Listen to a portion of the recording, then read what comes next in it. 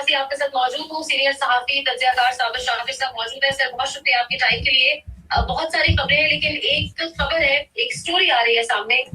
Drop site نے یہ خبر دی ہے اور کہا جا رہا ہے کہ غالباً سٹارٹ کیا جائے گا کچھ لوگوں کے بدلے، یعنی ادلا بدلا کیا جائے گا اور اس کے بدلے یو کے سے صابر شاکر، شہزاد اکبر، عمران ریاض خان، ان تمام تر لوگوں کی حوالگی پاکستانی گورنمنٹ ڈیمانڈ کر سکتی ہے یو کے کی گورنمنٹ سے.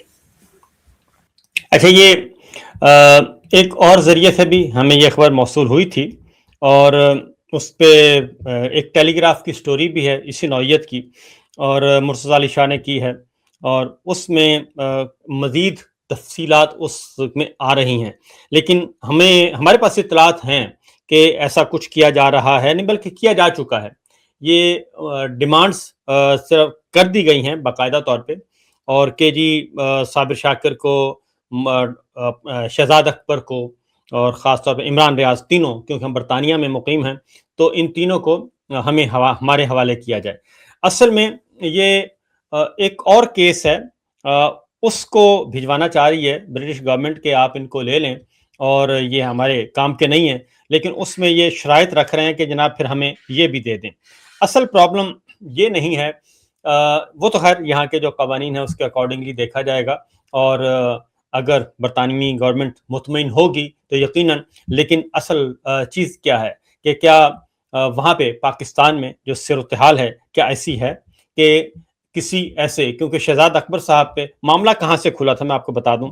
شہزاد اکبر صاحب پہ جب حملہ ہوا اور اس میں جو ہمارے پاس اطلاعات ہیں اس میں ایک گینگ پکڑا گیا اور باقاعدہ طور پہ اس کا چلان بھی ہو چکا ہے سب، اور وہ جیل میں بھی جا چکے ہیں کچھ لوگ اور کچھ ابھی ضمانت پر ہیں. لیکن وہ معاملہ بہت ہی سیریس تھا، ہینیس تھا، اور اس میں بہت ساری چیزیں جو ہیں وہ انفولڈ ہو چکی ہیں.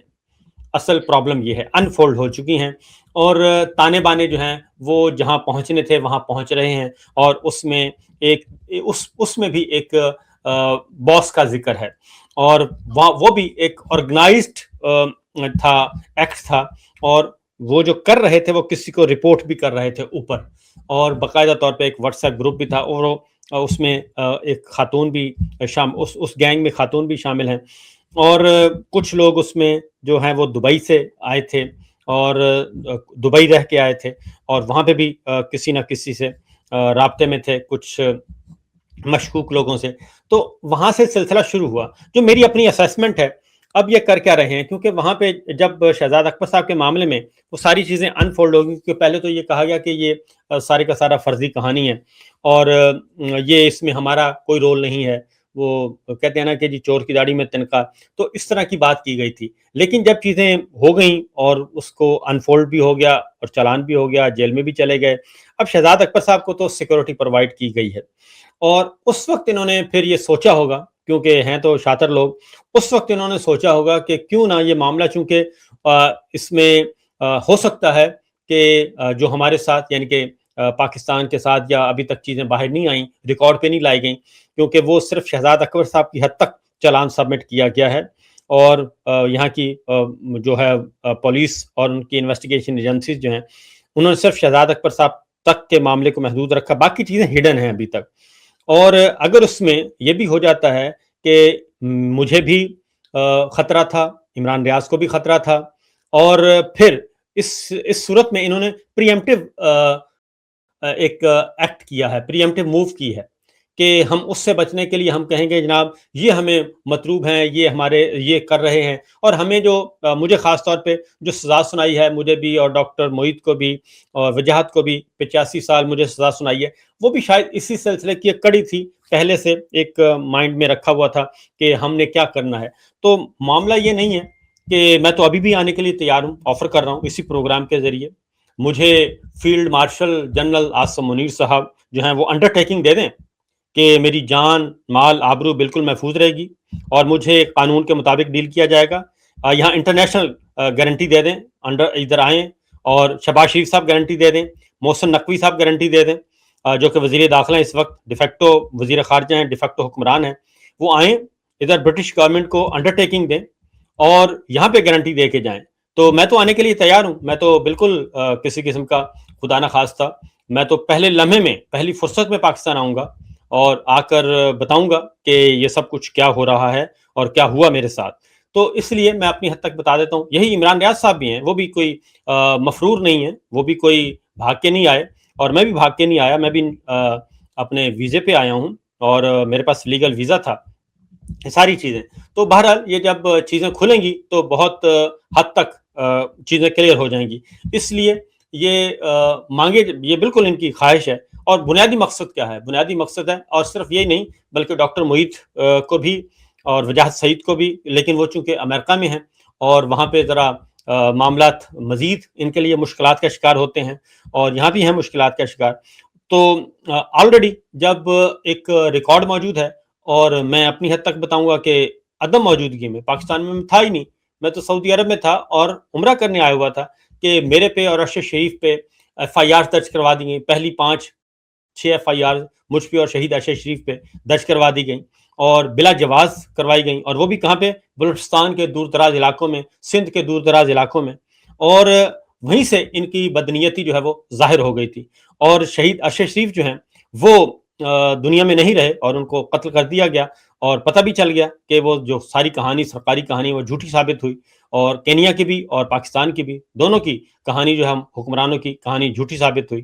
تو وہ چیزیں آ چکی ہیں. شہید ارشد شریف جو ہیں وہ اللہ کو پیارے ہو گئے ہیں, اور میں اس ایف آئی آر کا اگلا جو نامینی ہوں وہ میں موجود ہوں. سمیع ابراہیم صاحب ایک اور نامینی تھے, وہ جیل بھگت کے آ چکے ہیں, مقدمات بھگت رہے ہیں ادھر.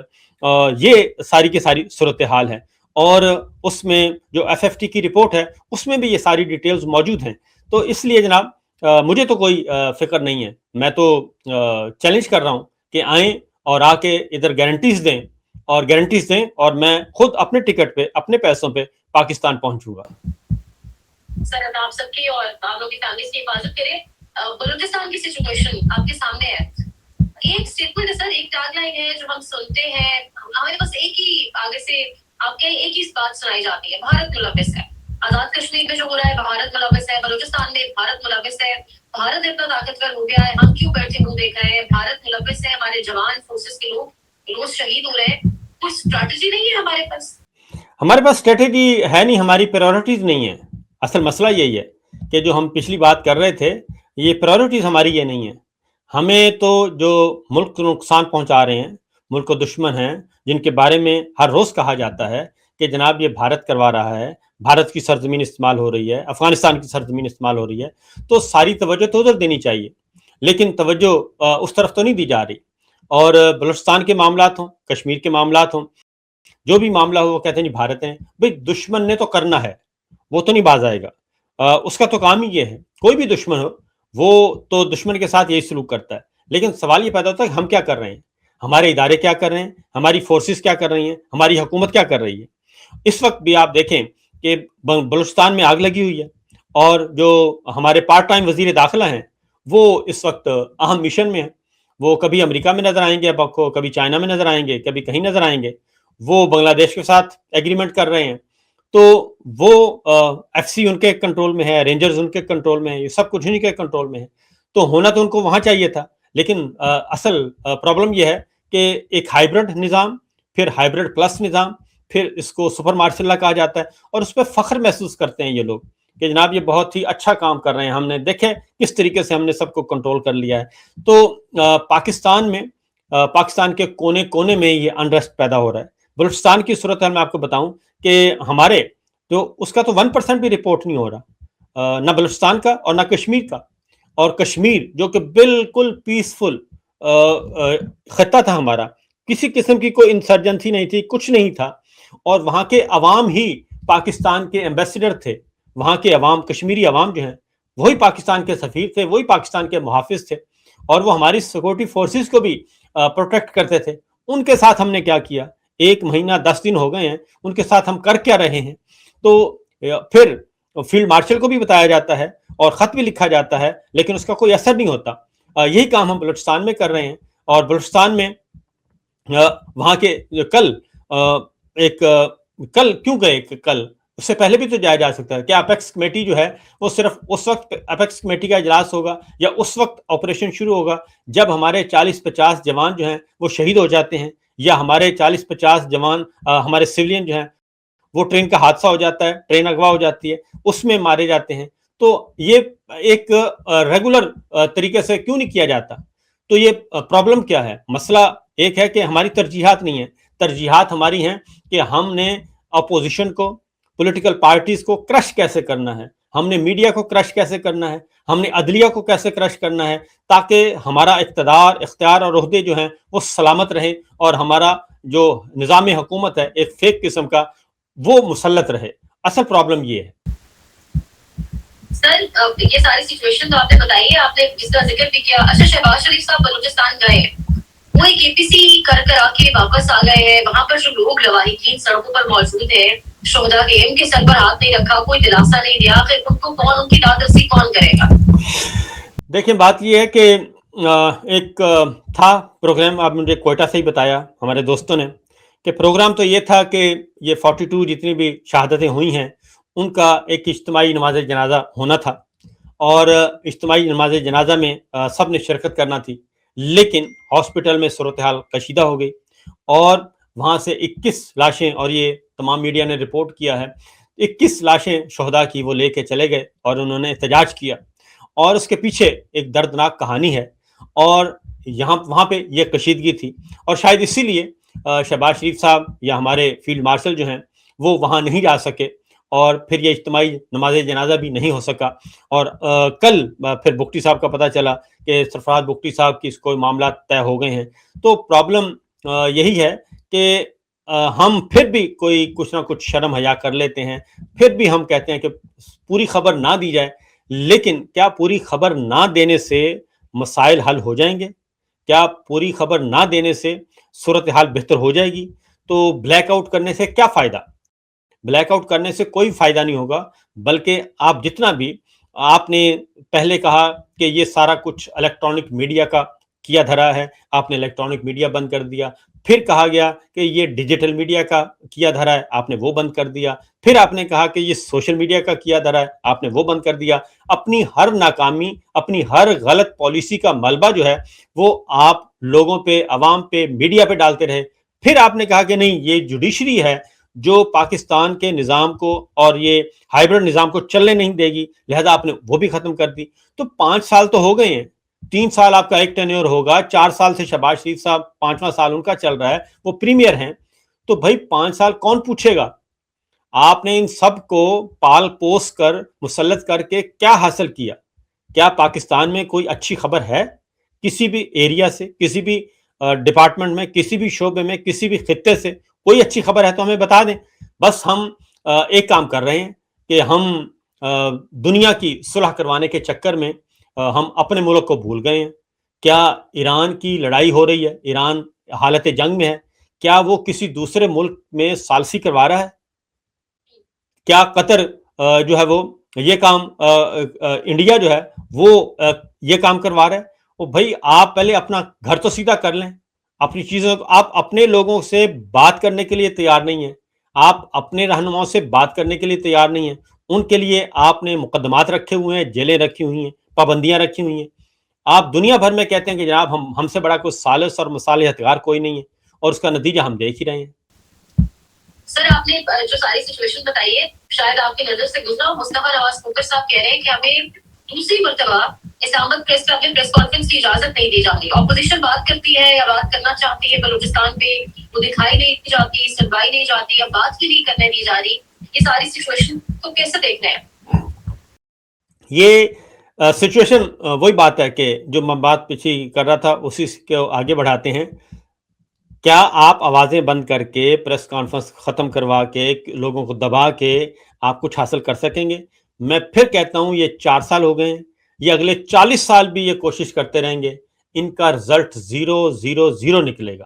ان کو ایک بھی کامیابی نہیں ملنی, ایک بھی کامیابی نہیں ملے گی, کیونکہ پورا سسٹم جو ہے وہ ایک جال سازی کی بنیاد پہ اور ظلم کی بنیاد پہ یہ قائم کیا گیا ہے. اور سوال ہی پیدا نہیں ہوتا کہ اس جال سازی اور ظلم کی بنیاد پہ کھڑے کیے گئے سسٹم سے کوئی خیر برآمد ہوگا. اس میں کوئی خیر برآمد نہیں ہوگا. اپوزیشن کو بات نہیں کرنے دی جاتی تو وہ بیچارے کہیں نہ کہیں بیٹھ جاتے ہیں. اور باقی تو چھوڑیں, آپ کورٹ رپورٹرز کے ساتھ کیا کیا, آپ اندازہ کریں سپریم کورٹ رپورٹرز کے ساتھ کیا کیا. ان کو سپریم کورٹ کی بلڈنگ سے باہر نکال دیا گیا کہ آپ اندر نہیں آئیں گے. اس سے زیادہ مزے کا پھر انہوں نے کرسیاں لان میں رکھی, آپ نے وہ پولیس بھیج کے کرسیاں بھی اٹھوا لیں کہ نہیں یہ کرسیاں بھی آپ کے لیے نہیں ہیں, آپ نیچے بیٹھیں.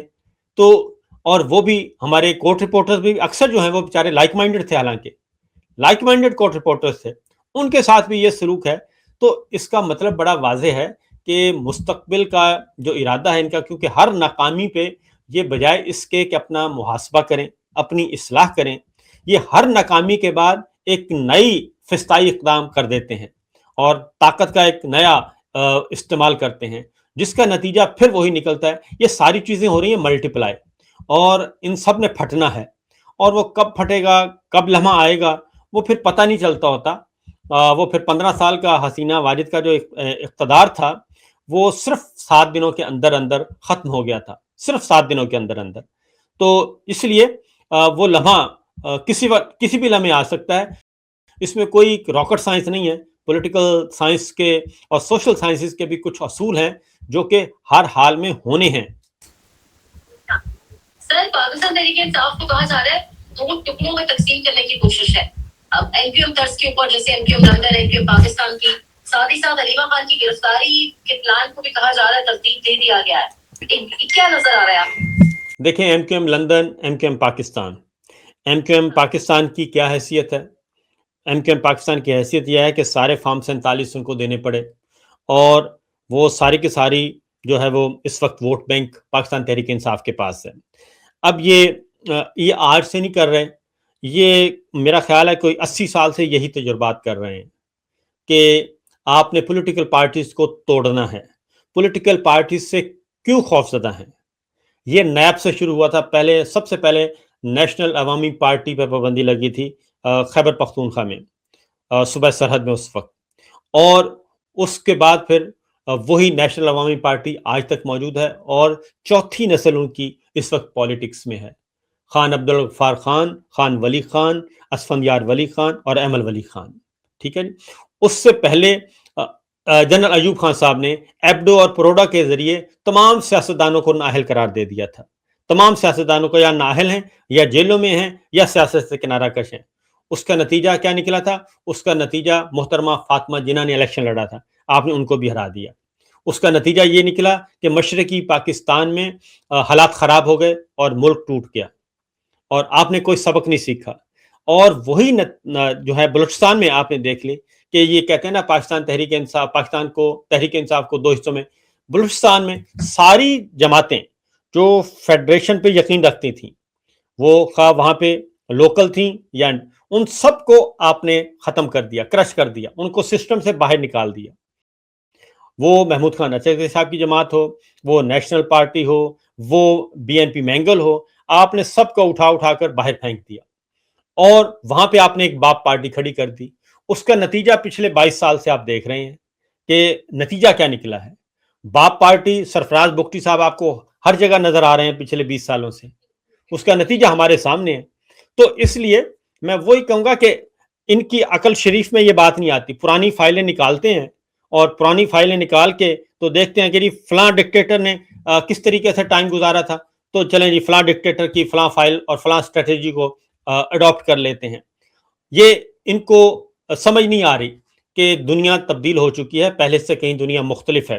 تو جتنا بھی یہ حرکت کریں گے پاکستان کو نقصان ہوگا اور کچھ نہیں ہوگا. حلیمہ خان کی گرفتاری, حلیمہ خان وہ بھی اسی پارٹ کا حصہ ہے نا جی. حلیمہ خان کی گرفتاری ہو, اس کو بھی بارگیننگ کے طور پہ رکھا ہوا ہے, یعنی کہ تمام مقدمات بارگیننگ کے لیے رکھے ہوئے نا. یہ ہماری بات مان لیں یا آپ کو جیل بھیج دیں گے, یا ہماری بات مان لیں یا آپ کے خلاف سزائیں ہوں گی. اور یہی کام ہر مجھے سزائیں جو سنائی گئیں اس کا بھی یہی کہانی ہے, اور کچھ بھی نہیں ہے. یہ انہوں نے بارگیننگ چپ کے طور پہ رکھا ہوا ہے, اور لوگ ہیں وہ کہتے ہیں کہ ٹھیک ہے آپ نے کرنا ہے کر لیں. پہلے کون سا آپ یہاں پہ خیر و برکات جو ہیں وہ آپ نازل کر رہے ہیں, آپ نے شیطانی اقدامات کیے ہیں اور کر لیں. اب لوگوں کا ڈر اور خوف ختم ہو گیا. اب تو حلیمہ خان صاحبہ خود کہتی ہیں کہ بھئی جلدی جلدی سزا سنائیں اور مجھے جیل میں ڈالیں, فارغ کریں. یہ کیا لٹکایا ہوا ہے, ہر روز آپ بلا لیتے ہیں. تو جب یہ صورتحال ہو جائے تو اس کا مطلب بڑا واضح ہوتا ہے کہ آپ लूजर हैं। सर आखिरी सवाल, आपके सामने गुरबत की हालात में आप सोशल मीडिया डरते डरते बंदा खोलता नहीं है, यानी लोग खुदकुशियां कर रहे हैं, जिस तरीके से एक फ्रस्ट्रेशन है माशरे में, बिजली का वो जो एक नया उसके अंदर कारनामा इन्होंने किया है, जो एक प्रोटेक्टेड कैटेगरी है उसको भी खत्म कर दिया है। अगर आपने एक मरतबा 200 यूनिट इस्तेमाल किए तो उसके बाद अगर आप हमेशा 150 यूनिट भी इस्तेमाल कर रहे हैं तो आपका बिल 200 यूनिट से ऊपर ही आए। गरीब आवाम इस सब सिचुएशन में क्या करे? पीटीआई को नहीं आपको लगता है सुनहरी मौका है, आवाम बहुत फ्रस्ट्रेटेड है, कोई कॉल दे? देखिए मसला वही आ जाता है कि ये तो हम हर रोज देख रहे हैं, ये घर जो है वो ये आग जो है वो घर घर में लगी हुई है और हर जगह पे यही हाल है, गुर्बत, महंगाई, बेरोजगारी का। तो एक तरफ आप एक यूनिट छोड़ने के लिए तैयार नहीं है और दूसरी तरफ आप 10 अरब रुपए का जहाज खरीदा जाता है तो आप वो पूछने के लिए तैयार नहीं है। 25-25 करोड़ की एक गाड़ी आ रही है, आप पूछने के लिए तैयार नहीं है। 1.5 अरब रुपए की गाड़ियां खरीदी जा रही हैं, आप पूछने के लिए तैयार नहीं है। तो कहा जाता है खरीदा है भाई। हाँ, ये यही बात है। और उसकी वजह क्या है, क्यों ये कहा जाता है? इसलिए कि पीछे वो कहते हैं हमारे साथ बादशाह सलामत हमारे साथ हैं, और जब बादशाह सलामत हमारे साथ हैं तो किसी और की क्या मजाल है कि वो हमसे पूछें। तो ये असल में ये सारे जो जिस बेड़ी में ये वट्टे डाले जा रहे हैं और जिस बेड़ी ने डूबना है वो फील्ड मार्शल की बेड़ी है। ये सारे का सारा सिस्टम धड़ाम से सारे ने डूबना है, किसी एक ने नहीं डूबना, सब जाएंगे और एक साथ जाएंगे, उसके बगैर कोई हल नहीं है। और इसीलिए ये कभी किसी को डिमांड करते हैं और कभी किसी को डिमांड करते हैं कि इनके हवाले कर दिया जाए, जबकि ये 100 अरब से ज्यादा खर्च कर चुके हैं फायरवॉल पे। कोई पूछने वाला है इनसे? 100 अरब रुपया, 100 अरब से 100 अस्पताल बन सकते हैं, 100 तालीमी इदारे बन सकते थे, लेकिन कौन पूछे? सर बहुत शुक्रिया आपके टाइम की, थैंक यू सो मच।